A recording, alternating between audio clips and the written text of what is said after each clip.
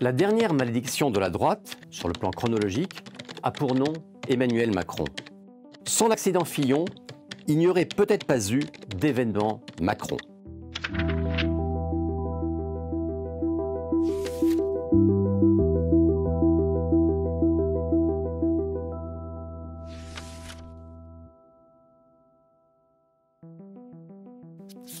La malédiction de la droite, c'est un peu une manière de relire toute l'histoire de la droite sous la Ve République, donc à partir de 1958, en reprenant un certain nombre d'événements qui ont marqué cette histoire et d'événements qui sont plutôt de nature, sinon tragique, du moins difficile pour elle.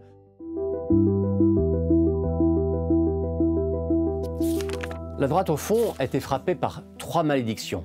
La première, c'est celle de la division, qui a conduit ses dirigeants régulièrement à s'affronter, voire à se battre.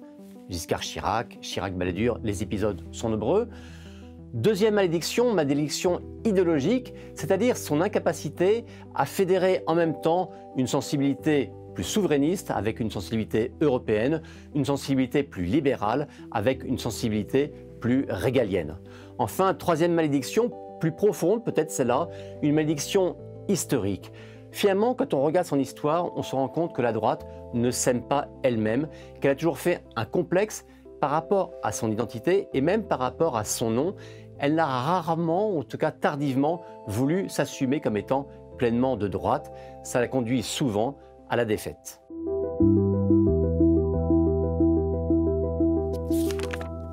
Oui, c'est vrai que l'idée de ce livre est venue de cette défaite de 2017 parce que, on l'a beaucoup dit, l'élection de 2017 était pour la droite l'élection imperdable. La droite, et à travers celui qu'elle avait désigné, François Fillon, devait logiquement gagner. Et cet épisode, qui a fonctionné comme une véritable déflagration, a conduit à ce que l'ensemble du paysage politique soit reconfiguré, soit bouleversé, et que la droite, en tout cas la droite partisane, connaissent le destin que l'on a vu avec cet échec fort des élections européennes.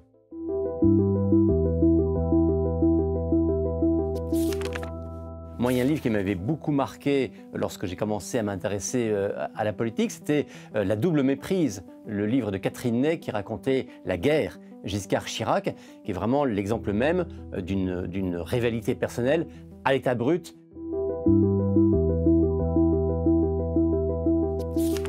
Je pense que l'une des clés de compréhension, c'est qu'au fond, et ça on le voit à travers toute l'histoire de la Ve République, au fond, la droite ne s'aime pas elle-même.